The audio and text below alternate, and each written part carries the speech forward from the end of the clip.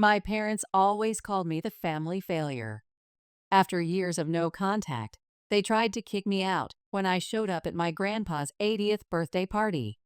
Growing up, I always felt overshadowed by my older sister Isabel. She was everything our parents seemed to value: academically gifted, disciplined, and consistently earning perfect grades. Isabel had a natural focus and drive that made her seem almost flawless in their eyes. Meanwhile, I was the opposite in so many ways. I struggled to focus in school, procrastinated on everything until the very last minute, and was constantly forgetful. It wasn't just academics either. These challenges spilled into every other area of my life, leaving me feeling like I could never measure up. I didn't understand why I was the way I was, and honestly, I just thought I was lazy or incapable. It wasn't until much later in life that everything finally clicked for me. I had ADHD. The diagnosis was a revelation. Suddenly, all the struggles and frustrations from my childhood made sense. Every symptom I'd wrestled with, from my inability to concentrate to my chronic procrastination, fit perfectly into the ADHD framework. With the help of medication and other tools, I've been able to turn my life around and approach things with a sense of control I never knew was possible. Childhood memories. But back then, as a child, there was no diagnosis, no understanding, and no support. All my parents saw were my shortcomings. For context, my parents are both incredibly accomplished individuals. My father, Theodore, is a renowned economics professor at a prestigious university, with several books translated in over 20 countries. My mother, Vivian, is a respected pediatrician at a local medical center. Naturally, they expected the same level of excellence from their children. They wanted Isabel and me to be the most successful people in any room. Isabel, of course, lived up to those expectations effortlessly. I, however, was the troublesome child in their eyes. I wasn't working hard enough, wasn't disciplined enough, and wasn't good enough. They frequently compared me to Isabel, their golden child, which only deepened the divide between me and my sister.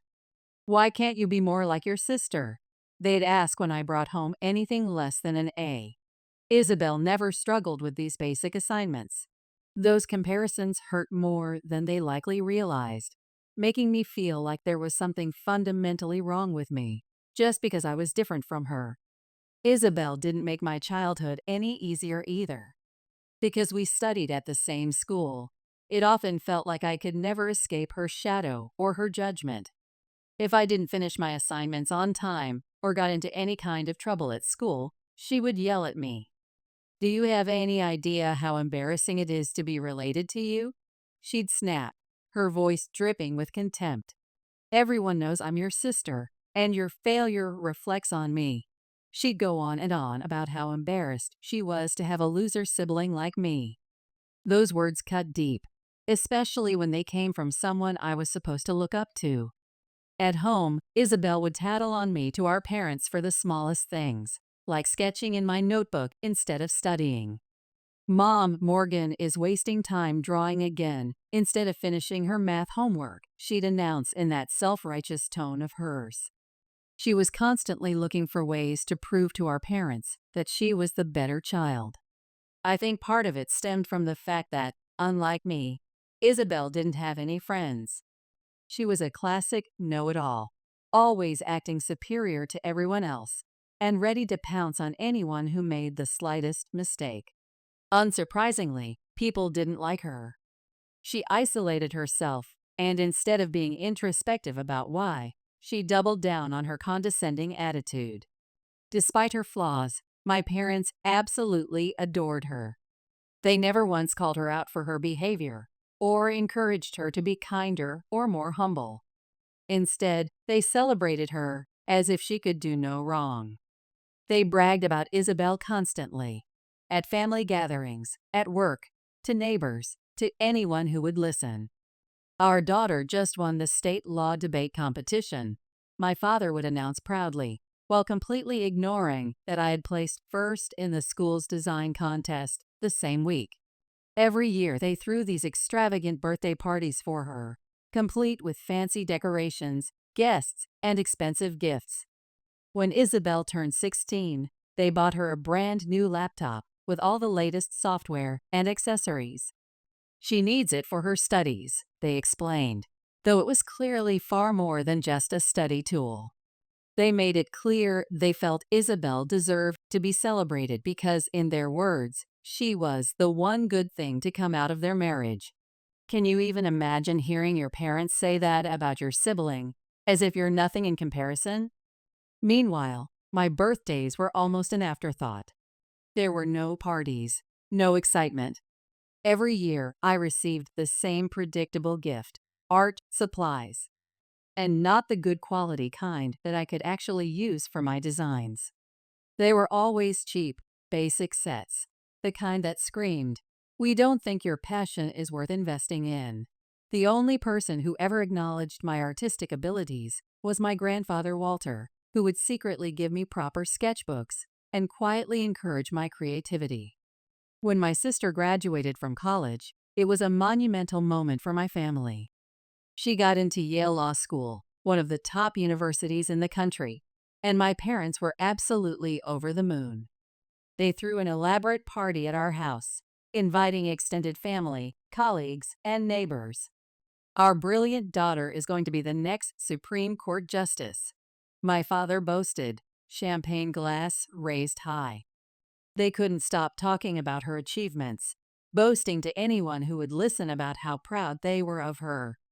College and family breaking point. 2 years later, when it was my turn to graduate, the situation couldn't have been more different. I didn't get into a prestigious university like Isabel. Instead, I got accepted into the State University's art program, which didn't hold the same weight or prestige in the eyes of my parents. Their disappointment was palpable. My dad didn't even try to hide it. He paced around our living room, shaking his head in disbelief. "Art? Really, Morgan? What kind of future do you think you'll have with that?" He ran his hands through his graying hair in frustration. "You're throwing your life away on a hobby. Is this how you repay us for everything we've done for you?" He told me outright that he had no hopes for me anymore. "I can't even bring myself to tell our colleagues where you're going." My daughter, the finger painter, can you imagine how that sounds after all these years of bragging about Isabel? He said he just wanted me to be gone from their lives because he was too embarrassed to even tell our relatives what I was studying. Business, economics, law. These are real fields of study. This art thing, it's just a waste of our money. Those words crushed me. To hear your own father essentially disown you all because you didn't live up to some unrealistic standard is something I wouldn't wish on anyone. My parents called me the black sheep of the family, saying they regretted having me and that raising me had been a waste of their time and resources.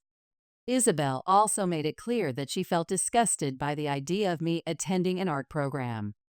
"I knew you wouldn't aim for Yale or Harvard," she sneered over dinner, her voice dripping with condescension. "But couldn't you have at least applied to a business school?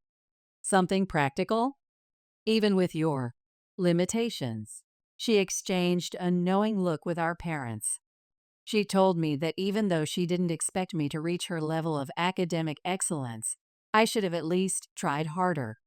Her words stung. To them, my best was never good enough, and my passion was just a frivolous waste of time. I was so hurt by their words and their attitude that I made a decision then and there. If they truly felt this way about me, if they genuinely believed I wasn't worth their time or love, then I would do them a favor and cut them off.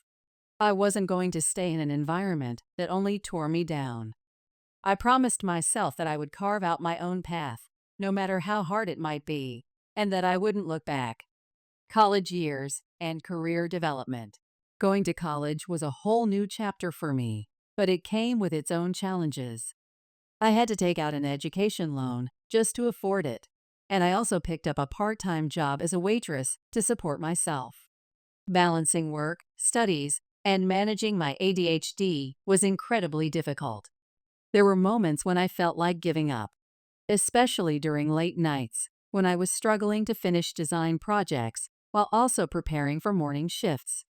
But something unexpected happened in my second year. My spatial design professor, Mrs. Bennett, noticed that while I sometimes struggled with deadlines, my work showed a unique perspective and creativity that stood out. "Morgan," she told me after class one day, "your mind works differently. And that's not a weakness, it's a strength in this field." She helped me apply for a small scholarship and connected me with an internship at a local interior design firm. For the first time, I was surrounded by people who believed in me, friends who were supportive and encouraging, who saw my potential instead of my flaws. With their help and the right medication to manage my ADHD, I started to build a life that felt meaningful and fulfilling. Today, I am an interior designer with my own small but growing studio. I specialize in sustainable design practices, transforming spaces with eco-friendly materials. For the past 9 years, I've had zero contact with my parents or my sister, nor have I kept any tabs on their lives. I have worked hard to distance myself from that part of my life because it brought me nothing but pain. I usually avoid family events altogether to steer clear of any chance encounters with my parents or Isabel. My life now includes Ethan, my fiance, who teaches history at the local high school. We bought a small house together 2 years ago, and I've turned part of it into my home office. Ethan understands my ADHD and celebrates the way my mind works instead of seeing it as a defect. Together, we've created a home that reflects both our personalities: thoughtful, creative, and full of warmth. Grandfather's birthday party. However, this time was different. My grandpa Walter was turning 80, and he personally called and begged me to come to his birthday celebration. "Morgan," his voice cracked slightly over the phone, "I know things are difficult with your parents, but I miss you. I'd love to see what you've done with your life." I had not seen him in such a long time. He's one of the few people in the family who's always shown me kindness. And as a former architect himself, he always understood my passion for design in a way my parents never did. I couldn't bear the guilt of disappointing him on such a milestone occasion. Against my better judgment, I decided to go. I created a special gift for him, a handcrafted wooden photo frame that I designed and built myself, displaying a picture of us from when I was 10, the time he first gave me a proper sketchbook. When I arrived at the party, held at a rented community hall that had been beautifully decorated, I immediately noticed that my parents were already there. I had expected this, of course, but seeing them in person after so many years still stirred up old emotions I wasn't entirely prepared for. My mother in her tailored dress, my father in his expensive suit, they looked exactly as I remembered them: polished, proper, and concerned with appearances above all else. Despite what I felt, I reminded myself why I was there. This was about my granddad's birthday. I went to greet him, discreetly gave him a hug and the frame I had made, and spent the rest of the time saying hello to everyone else, exchanging polite words and smiles with family members who were genuinely surprised and happy to see me. Many of them hadn't seen me in nearly a decade, so they were excited to catch up. "Is it true you designed the new interior for that cafe downtown?" my cousin asked excitedly. "I absolutely love what you did with the space." But then my parents spotted me. I caught the look on their faces, stunned, as if they couldn't believe I was standing there. Almost immediately, my dad approached me, his expression unreadable, and asked me if he could have a word with me privately. I nodded, so he then guided me away from the rest of the party, leading us to a more private corner of the venue, away from the wandering eyes of the guests. From the very start of the conversation, my parents made it crystal clear that they weren't happy to see me. There was no attempt at pleasantries, or even the faintest hint of reconciliation. My dad's first question was blunt and cold. What are you doing here? I calmly explained that I had come at my granddad's request, that he had personally asked me to attend his 80th birthday celebration, and I just couldn't ignore him. My mom wasn't satisfied with this explanation. She immediately wanted to know why I had never bothered to attend any of my granddad's previous birthday parties or other family events, for that matter, yet had suddenly decided to show up now. I saw your little exhibition invitations were sent to some of the family members, she said, her voice tight with controlled anger.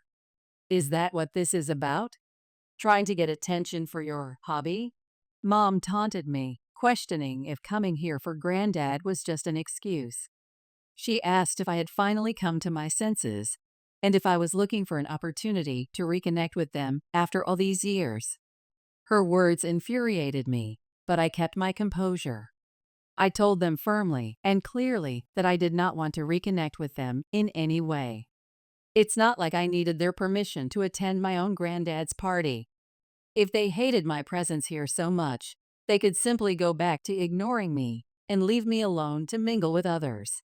However, Mom argued that they wished they could ignore me, but that people would then start asking questions to them. Do you have any idea how awkward it is when people ask about you? When they mention they've seen your work at some local shop or cafe?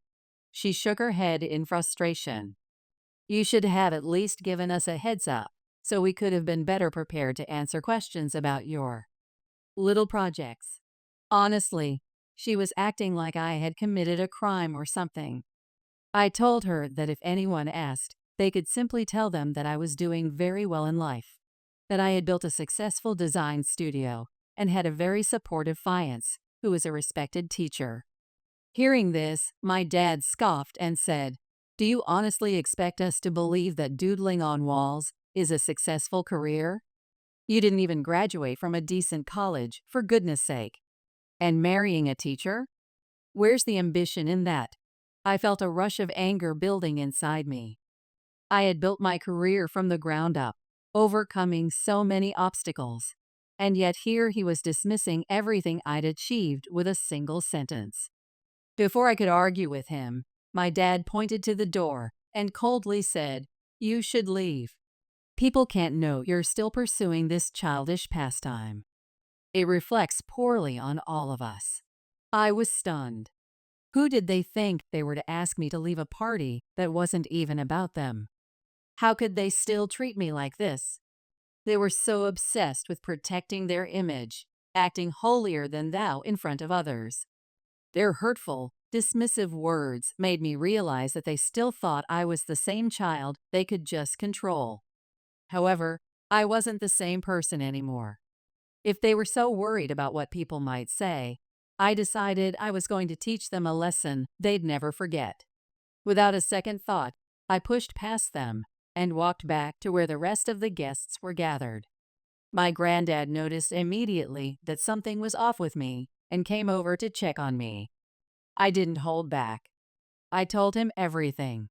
I told him what my parents had said to me, how they tried to kick me out, and how they were still so ashamed of me that they didn't want anyone to know I was even here. Hearing this, my granddad was livid. His face, usually kind and gentle, hardened with anger. They have no right, he said, his voice low but intense.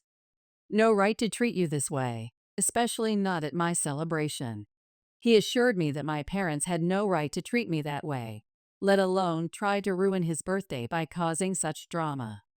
He said he'd speak to them on my behalf, but I told him it wouldn't make a difference. What we needed to do was bring the truth to light publicly. Luckily, my granddad agreed with me, his eyes showing the same determination I felt in my heart. The confrontation. So I then raised my glass and gently clinked it to get everyone's attention. The room fell silent and all eyes turned to me. I took a deep breath, steadied my voice, and started by congratulating my granddad on reaching such an incredible milestone. I thanked him for inviting me and said how much it meant to be there celebrating with him. Then I shifted gears. I told everyone how nice it was to see so many family members again after so many years. But I also explained why I hadn't been a part of these celebrations for nearly a decade. I'm sure many of you are wondering why I had never shown up to any family event over the years. So I'm going to tell you the truth.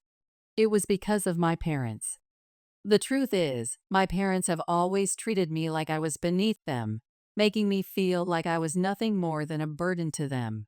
I glanced around the room at the surprised faces, my grandfather's supportive nod giving me courage to continue. You see, a good design begins with a solid foundation, I said, acknowledging my grandfather's architectural background with a small smile in his direction. But the foundation of our family has been built on uneven ground, with different standards and expectations for each child. Over the next few minutes, I laid it all out. I told them how my parents had ostracized me, made me feel like I wasn't good enough, and how they had labeled me a failure all my life simply because I had chosen a creative path instead of an academic one. I shared how I had paid my own way through art school by taking out loans and working as a waitress, without any support from my parents. While they paid every penny for Isabel's Yale education, they wouldn't contribute a dime to my tuition because they considered design a hobby, not a real profession, I explained, my voice steady despite the emotion I felt. I made my own way, worked through college with ADHD that wasn't diagnosed until my second year, and built a successful design business from nothing. I made it clear that while I had worked hard to build a life for myself, they had not once reached out to check on me. The room was dead silent as I spoke.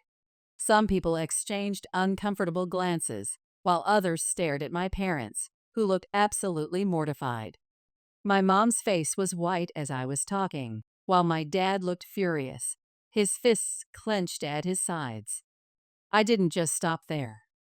I shared how, throughout my entire childhood, my parents had favored Isabel, showering her with love, attention, and opportunities, while labeling me the black sheep of the family. When we were kids, Isabel would get the latest laptop for her birthday, while I received outdated art supplies, with the suggestion that I should focus on real studies instead. I gestured toward my grandfather. Only Grandpa Walter recognized my passion and talent, secretly encouraging me when everyone else dismissed my abilities. I explained how their constant comparisons and harsh treatment had alienated me, how they dismissed my struggles with ADHD as laziness, and how they never once tried to understand or support me. Mom, a pediatrician who helps children every day, couldn't see that her own daughter was struggling with a real condition, not because she lacked the knowledge, but because acknowledging it would mean accepting I wasn't just being difficult on purpose. I went on to say that now that I was an adult, successful in my own right, with a growing design studio and clients who appreciated my work, I had no expectation that my parents would suddenly embrace me. However, I certainly didn't anticipate that they would go so far as to scold me for attending my own granddad's birthday party, a party I was invited to by the guest of honor himself. It was absurd and hurtful, and I wanted everyone to know just how ridiculous their behavior was. Just 15 minutes ago, they tried to make me leave this celebration, I revealed, pointing toward the private corner where our conversation had taken place. Not because I was causing trouble, but because they were embarrassed about my career choice. They called my design work doodling on walls and suggested that my fiance Ethan's teaching career showed a lack of ambition. I took another deep breath, feeling lighter with each word. So for all those years when I wasn't at family events, I wasn't being rude or distant. I was protecting myself. I was trying to heal from years of emotional wounds. However, today, when I showed up here for the sake of my granddad, my parents wanted to kick me out. They keep saying that they don't want to answer any questions about me, as it makes them feel ashamed about who I am. I looked directly at my parents for the first time since I began speaking. Just like in design, balance is essential in families. Every element and every person brings their own unique value. My value isn't less because it's different. So this is why I wanted to address this here, in front of all of you, for once and for all. I'm done hiding. I'm done allowing them to make me feel like I'm the problem. From now on, I'll be attending every family event, regardless of whether my parents like it or not. And I'd love to invite all of you to my upcoming exhibition next month, I added with a small smile, realizing that this was exactly what had upset my mother earlier. As I finished my speech, my granddad and several of my cousins started to cheer me on. "That's my granddaughter," Walter exclaimed proudly, his eyes glistening with emotion. They then came over to give me a hug, showing their support. My cousin Alexis whispered, "I've always loved your designs. I can't wait to see your exhibition." My parents, on the other hand, seemed frozen in place, unable to come up with any defense for their actions. My father's face had turned from anger to rigid embarrassment, while my mother seemed to physically shrink under the gaze of the family members who were now seeing them in a new light. Now that the truth was in the open, for so long they had controlled the narrative. But now everyone could see the reality of who they were and how they had treated me.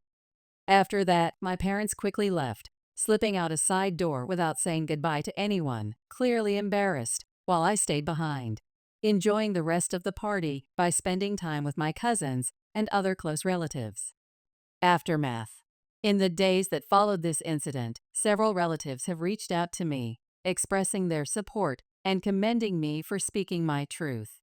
Some say it took real courage for me to stand up for myself and call out the unfair treatment I had endured from my parents for so long. "I always wondered why you never came to family gatherings," my aunt wrote in a heartfelt message. "I should have asked instead of assuming. I'm so sorry, Morgan." My cousin's wife sent me a text saying, "Would you consider redesigning our living room? We've been wanting to work with you ever since we saw what you did with the Harrison family's home." A few relatives have even apologized for not recognizing what I had gone through earlier, or for not reaching out to me sooner. My grandfather has called me almost every day, telling me how proud he is of the person I've become and how he wishes he had done more to stand up for me when I was younger. However, not everyone agrees with how I handled the situation. A handful of relatives feel that I should have kept the matter private, arguing that I went a bit too far by exposing my parents publicly and humiliating them in front of the entire family. "Couldn't you have discussed this with them privately first?" My mother's cousin suggested in an email. "Family matters should stay behind closed doors." It reminded me so much of how my family had always operated, keeping appearances intact at all costs, even at the expense of truth and emotional well-being. Online Update 1. So, Reddit, Ida Update 1. I must say, all of your comments have been incredibly kind. I'm genuinely overwhelmed by how many people have reached out to check on my well-being. For everyone asking, I'm doing okay. Mentally, all throughout my childhood, I became accustomed to my parents treating me like trash. It was painful, and I carried that hurt for so long. But as I've grown, I've learned to stand up for myself. The moment at the party was a culmination of years of pent-up emotions and truths I had suppressed. And honestly, I'm glad I spoke out. I have no regrets about defending myself and finally letting the family know my side of the story. For those of you wondering about where Isabel was during the party, she wasn't there. According to my cousin Alexis, she was on a business trip for her law firm, which explains why I didn't run into her. And honestly, I'm relieved.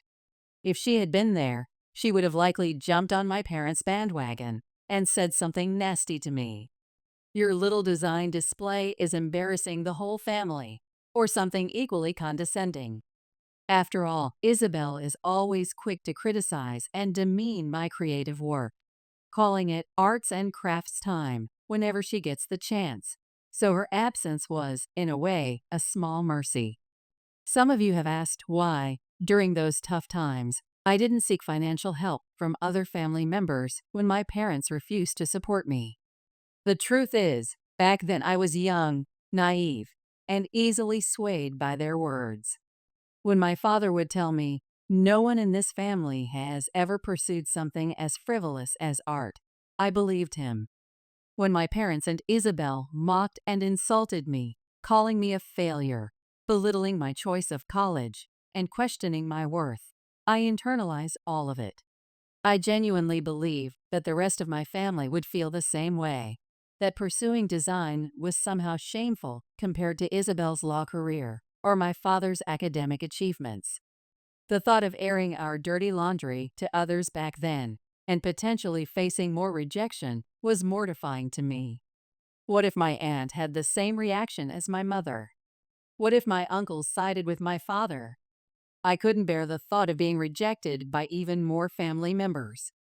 I was also proud, determined to prove that I could make it on my own terms. So I made up my mind to handle everything on my own, no matter how difficult it was. Looking back, I now realize there might have been relatives who would have helped, but at the time, my parents' narrative was the only one I knew. When it comes to my grandpa Walter, I need to emphasize that he has always been supportive of me in his own way.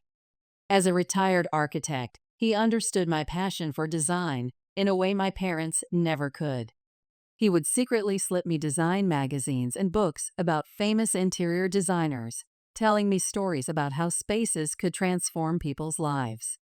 Financially, he hasn't been very stable since retirement, so I couldn't have relied on him to help with my college expenses. However, his emotional support has been invaluable, and he's always believed in me and understood the dynamics between me and my parents. I'll never forget when he told me, "Morgan, sometimes the most beautiful buildings aren't the most expensive or prestigious. They're the ones that make people feel something when they walk inside." He knows the whole story, every bit of it, and he's never judged me for cutting ties with my parents. In fact, I'm deeply grateful to him for giving me the opportunity to speak at his party and for standing by me when I decided to expose my parents for who they truly are. Anyway, since that moment at the party, I've heard from multiple relatives through calls, texts, and social media messages that my parents are facing serious backlash from people who were horrified to learn how cruel they had been to me. My Aunt Julia called to tell me she had always thought I was just being rebellious by not attending family functions.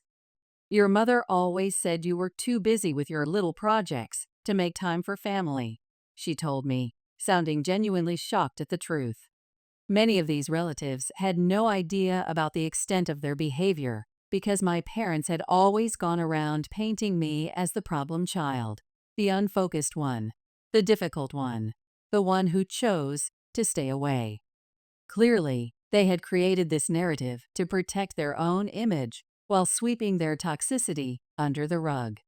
Now that the truth is out, it seems their facade is finally starting to crumble. I can only hope that this public embarrassment will serve as a wake-up call for them. Maybe, just maybe, they'll reflect on their actions and come to their senses. But even if they don't, I've said my piece, and I feel a sense of closure. It's like finishing a design project that's been challenging. There's relief in seeing it completed, even if not everyone appreciates the final result. More than anything, I'm looking forward to connecting with family members who want to be part of my life.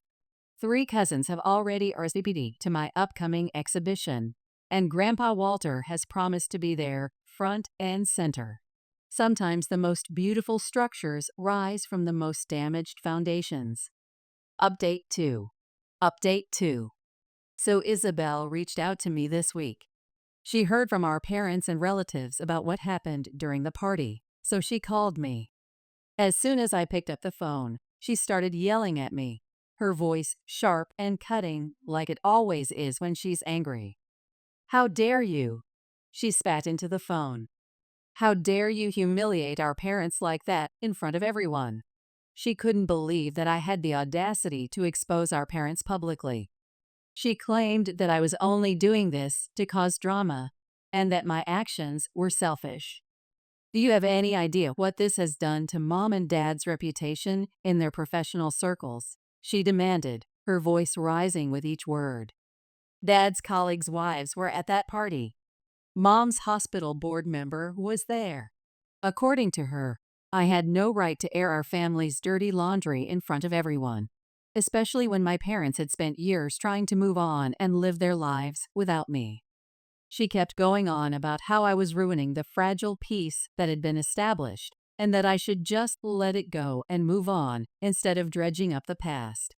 "What exactly were you trying to accomplish with this little performance?" she asked, sounding like she was cross-examining a hostile witness.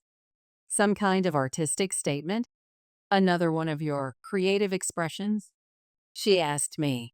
"What do you want from them? An apology? Really?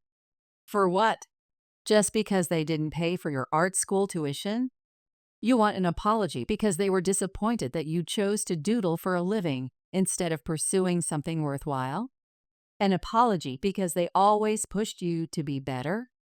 An apology because they wanted the best for you and you rejected their guidance at every turn?" I couldn't help but scoff at her. Isabel had always been the one to side with our parents, no matter how badly they treated me. She never understood the hurt I had gone through, always brushing it off as family drama or me being overly sensitive. It was easier for her to pretend everything was fine than to face the truth. "You know what, Isabel?" I said, my voice steady despite my rising anger. "Pushing someone to be better doesn't mean humiliating them or mocking them for years when they don't align with your narrow definition of success. What I needed from our parents wasn't just more pressure to be like you. It was support, love, and understanding for who I actually am." I told her how much I wish they had been the kind of parents who saw me for who I was, a creative person with a different way of seeing the world, and helped me navigate my challenges with ADHD, rather than berating me for falling short of their impossible academic standards. "I never asked them to give me a perfect childhood," I explained, tracing the edge of a design sketch on my desk as I spoke. "I just wanted parents who had my back and understood me, not ones who saw me as a disappointment because I wasn't following the exact same path as you." Isabel argued how, if I really felt this way, I could have sorted out my feelings with them privately instead of exposing them publicly. She said that our parents had worked for years to build a certain image in their professional communities, and now all their accomplishments seemed meaningless because all anyone was talking about was how awful they were for abandoning me all those years ago. "Do you know Mom had to cancel a speaking engagement at a pediatric conference? That Dad's department chair called him in for a discussion about family values." Her voice trembled with indignation. "Was it worth destroying everything they've built?" She asked if it had really been worth it, suggesting that I was just bitter because they were right all along about my career choice, and implying that maybe I hadn't accomplished anything in my life, which is why I was coming after our parents after so long. "What exactly is your successful career?" she asked sarcastically. "Rearranging furniture and picking out paint colors? That's hardly on par with corporate law or medicine." I just laughed at her words and calmly told her that despite all the terrible things our parents and she had put me through, I had built a successful design business that was growing every year. I opened my laptop and navigated to my portfolio site as I spoke. The reason I exposed our parents had nothing to do with my accomplishments or lack thereof, I explained. It was about finally taking control of my own narrative after years of being silenced and dismissed. I had been cast aside and treated like I was the problem, but the truth was, I had been the one who had been wronged. I sent her the link to my portfolio site. So exposing them wasn't about showing off how far I'd come or making them look bad. It was about standing up for myself, about letting people know what had really been happening behind closed doors while you all maintained your perfect family facade. Isabel didn't back down and continued to argue with me that I needed to issue a public apology for the sake of our parents' reputation, but I cut her off. "I will never apologize for telling the truth," I told her bluntly. "Why would I apologize to them when I am the victim, when they've never once apologized to me?" I told Isabel that she needed to get her head out of the hole she had buried it in and stop defending people who had treated me like trash for my entire life. Just to frustrate my sister even more, I told her that from now on, I would be attending every single family event, no matter how much it bothered her or our parents. I'll be at Thanksgiving, Christmas, Aunt Carol's anniversary, all of it. And I'll bring Ethan too. If they dared to confront me again, I would keep exposing them. Why should I let their toxic behavior control my connections with the rest of the family? I had every right to see my relatives and to form connections with my family members. By the way, I added, 3 different relatives have already commissioned me to redesign spaces in their homes, so it seems like not everyone thinks my career is as worthless as you do. My sister claimed I was only doing this to make our parents' lives miserable and demanded that I go back to not being in contact with anyone, just like I had during all these years. I sighed in exasperation. Clearly, Isabel and I weren't going to see eye to eye, so I told her to stay in her lane from that point forward and to mind her own business. I wasn't going to tolerate any more of her attempts to defend our parents or make excuses for their behavior. Your closing arguments aren't persuasive, counselor, I said, knowing how much she hated it when I made light of her legal career. I then ended our conversation and blocked her number. After all, I didn't owe her anything anymore. No explanations and no apologies. Update 3. Update 3. I just wanted to quickly update a few things that have happened in the last 4 months. To begin with, I've made a conscious effort to be more involved in my family life. I make it a point to attend all our family gatherings, whether they're big events like birthdays or anniversaries, or even smaller, casual get-togethers.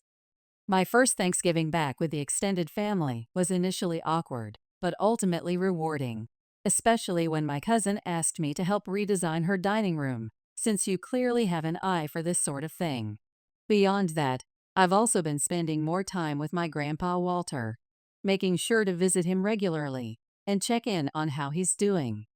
We've started a small project together, restoring an old wooden desk he's had in storage for years. His architectural background and my design skills make us a good team, and it's healing to create something beautiful together after so many years apart. Additionally, I've been hanging out with my cousins more often. Whenever we come up with plans, whether it's just grabbing food, watching a movie, or spending time together doing something fun, I make it a priority to join in. One of my cousins brought her kids to my studio to see how Aunt Morgan makes pretty rooms, which was adorable and meaningful.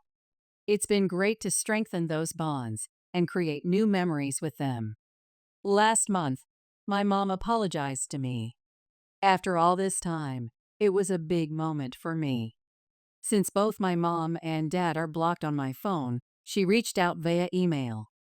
The subject line simply read, "I'm sorry," and seeing those words from her almost made me delete it without reading. I'm glad I didn't.